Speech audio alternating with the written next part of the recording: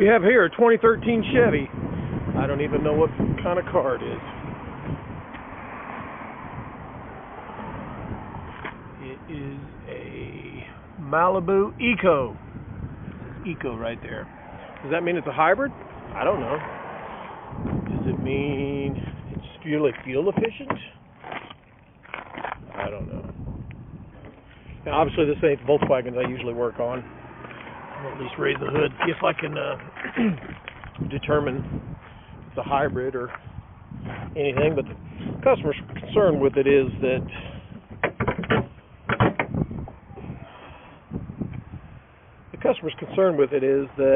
the ABS light is on. This engine computer. I don't think that's a hybrid. That just looks like a 6-speed transmission to me.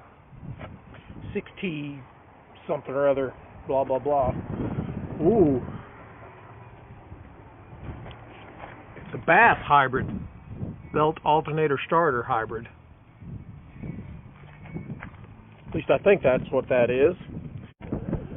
Never seen one before since I'm a Volkswagen guy, but I've been to some seminars.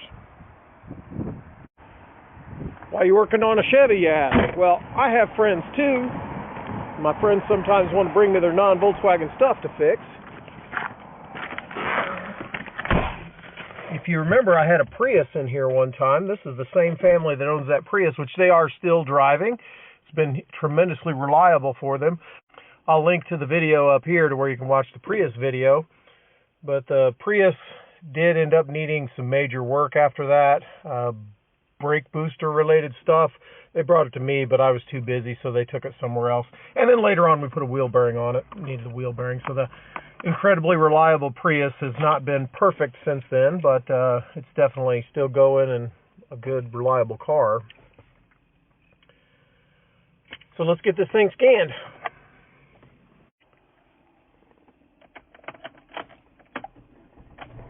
A little bit of clatter noise on startup there. Okay, we're going to go into the engine. Why are we going into the engine? Nope. We're going to go into the analog brakes. There's our problem right here. The analog brake light is on. It also says service brake assist.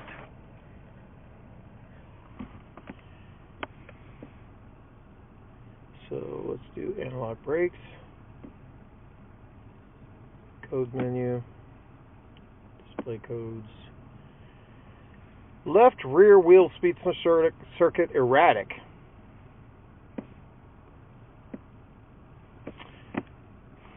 So let's talk about diagnostic process. It's real easy to gain access to trouble codes here. So boom, we got the trouble codes. Is there any other information we can get from this car while sitting in the driver's seat with the scan tool connected to it? That should be the diagnostic process, to get as much information as you can. You're on the clock. You're trying to get it diagnosed. You want to be accurate. You want as much information as possible. So the answer is yes, of course there is. There's data. So you go hit no from the codes, and then you go to data. And you want analog braking data.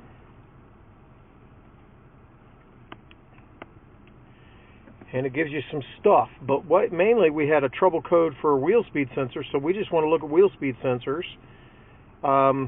We don't want to look at all this stuff. All this stuff slows down the scan tool. If it's going in and grabbing each piece of information, that slows it down. So this ain't an instruction video on how to run a snap-on scanner, but if you push this, you can select which ones you want. Now all of them are currently selected, so we push that to deselect them, and then we do left front wheel, right front wheel, left rear wheel, and right rear wheel. And then we push no, and that gives us just those, and it'll graph them for us. So let's go drive the car and see what it looks like. So here I've paused the data as I'm graphing it, and you can see this is the wheel speed in mile per hour, and it goes up as I go faster and down as I slow down, and that's a steady speed right there. And then I sped up and slowed down, sped up, slowed down, sped up, slowed down. And up here I was maintaining a steady higher speed, and all of them match except for the one that we have the trouble code for. All of course there's 4 wheels, so there's 4 sensors. But this one gets really, really noisy and hashy. Now, this is why you want to gather as much data as possible, because this gives you information on what the problem actually is.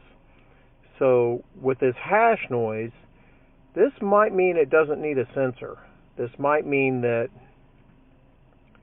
there's rust or on the reluctor, or there's a gap problem with the reluctor, or honestly I have no idea what this reluctor is designed like, but some reluctors are magnetic and it might be losing its magneticness.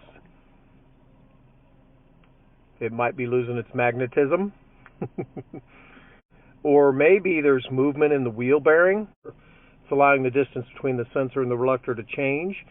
Years ago there used to be some Fords that the reluctor would just crack randomly and it'd be loose moving around on the axle. This is a rear one if I remember correctly, right? Left rear wheel speed. So I'm not talking about the drive axle, but whatever the wheel pivots on, it could be just a bearing. But that hash tells you that it's probably not just an open sensor. It definitely tells you it's not just a broken wire. So it kind of gives you a little bit of information on what you're looking for, and also helps you be, once you find the problem, to be confident that it's going to fix the problem. I went on another road test to pay real close attention to wheel bearing noise or brake noise or scraping noises or anything like that. I didn't hear anything that I think might contribute to this diagnosis. Okay, I see what the problem is here. And first of all, I want to show you as I rotate the wheel, that center portion there rotates. And you can see it's just as rusty as can be. And that contributes to damage, of course. But right up there, there is that's the sensor itself. And that sensor picks up this ring around the outside here. And you can even kind of see the lines in that ring. That's actually the north and south magnetic poles. So that sensor picks up the north and south magnetic poles, but as you can see down here, there's a section of it missing. And I've probably it's separated there a bit. And as you can see, it's just breaking away. Rust builds up underneath it and pushes it off, and that's why it's broken away like that. So I would assume that this part is part of the bearing and integrated into it. I'll price some stuff where we're able to get this out. It was very difficult because it was kind of corroded in place there. The process of getting it out involved using a slide hammer, a bunch of penetrating oil, driving it from the backside with an air hammer and a hammer, and we were able to get it out. If you think this is a do-it-yourself project, you could probably get it done, but you might find it challenging.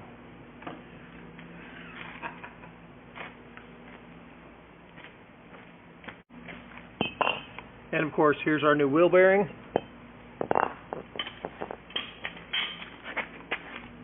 And we were able to preserve the sensor. I'm trying to preserve the sensor on purpose to show that it was the ring and not the sensor that was causing the problem.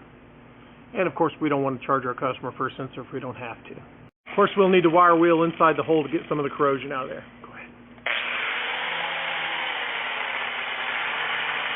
Hang on. A smaller wire wheel, like on the drill, would probably get in there a little bit better and have you maybe have a little bit better control to stay off that sensor. All right. Okay, I want to point out that we did have to remove this bolt because one of the wheel bearing bolts is underneath here and this blocks it. And it was very difficult to get out, and we did damage this bolt, but we have a new bolt from the dealership, and they didn't have a nut, so we got a nut from the aftermarket. And here is the part number of the bolt, just in case you have this same problem, that 116-11105 number.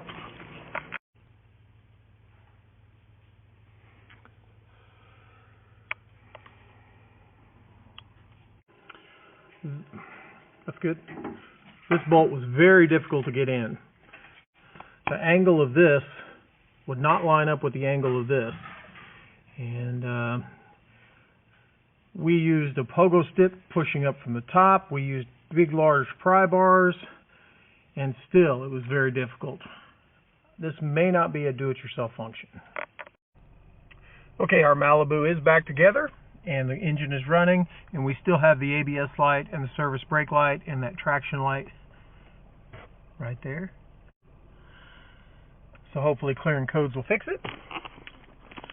This isn't a tutorial on using the Snap-on scanner, but the Snap-on scanner does have a nice little feature where you can pull up the previously used vehicles from history. Previous vehicle, vehicle history, 2013 Malibu.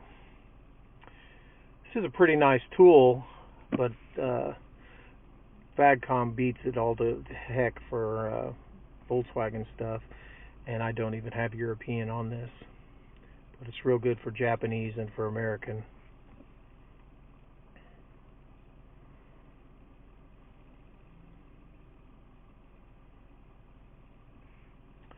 Codes menu. I want to go ahead and check codes real quick, and that's the same code we had. Clear codes. Yes.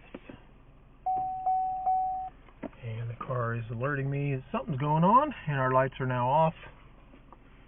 Codes cleared successfully. Continue.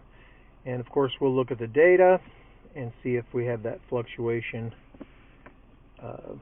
on the signal like we had before. Data, ABS, and just like before, we want to select which ones we have. All of them are selected, so we deselect, and then not that one. We choose left front, left rear, right rear, and we hit no. And then I'll drive it, and we'll take a look at the graphs. Okay, here's our graph, and obviously our left rear wheel speed sensor has a nice steady signal now. No fluctuations, no hash, no noise, no interference. So should be a fixed car. I'm going to drive it a little bit more. Okay, we just finished a nice thorough road test, and I'm very, very confident since I saw the hashy VSS graph before, and I don't have a graph like that now. I got a nice smooth graph. I'm pretty confident this car's fixed. But of course we want to go in and make sure no codes have reoccurred. The warning lights are off on the dash. It's always a little bit fun to work on something different, and maybe a do-it-yourselfer, this might give them some information to help them in their decision whether to do it themselves, whether they're able to diagnose it. You know, good visual inspection of that reluctor ring on the back of the wheel bearing should give somebody the confidence that the wheel bearing is going to fix it. But it may be hard for them to do themselves, and that information might help somebody if they're doing it themselves. If you like this video or you learned anything from it, be sure and click the like button. And if you want to donate to the continued production of these videos, visit my website at www.kansascitytdi.com. If you want to watch some more of my videos, there'll be one right there and one right there. And please subscribe. Thanks for watching.